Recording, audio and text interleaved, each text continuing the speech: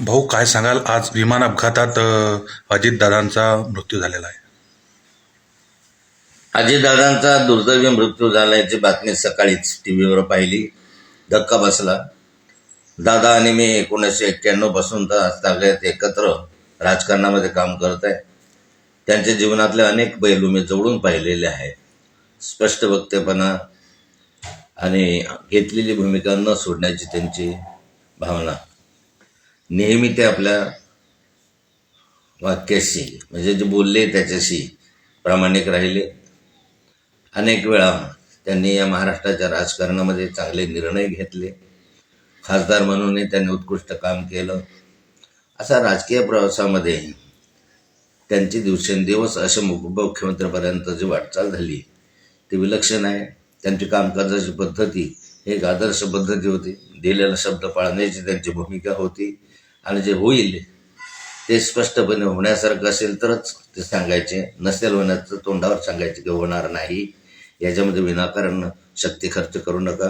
व्यक्तिगत जीवनामध्ये त्यांचे संबंध माझे आणि त्यांचे चांगले होते.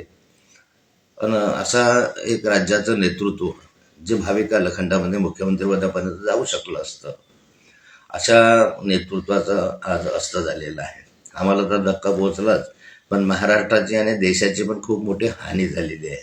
अनेक विषय त्यांच्या संदर्भामध्ये सांगता येतील, बोलता येतील, कारण सहवास अनेक वर्षाचा आहे.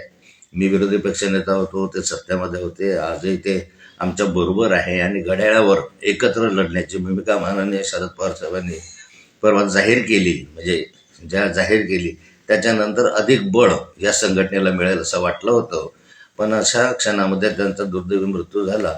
त्यामुळे राष्ट्रवादी काँग्रेस पक्षाची हानी झाली. भाऊ, तुम्ही विरोधी पक्ष नेता असताना किंवा महाविकास आघाडी सरकारमध्ये असताना एखादा मोठा क्षण किंवा एखादी मोठी आठवण? नाही, मी विरोधी पक्ष नेता असताना अनेक प्रहार टीका टिप्पणी त्यांच्यावर केली. बऱ्याचदा त्यांच्या खात्यावरही बोललो, बऱ्याचदा वेगवेगळ्या विषयांच्या संदर्भामध्ये बोललो, परंतु त्यांनी या संदर्भामध्ये काही दुरावा निर्माण झाला नाही.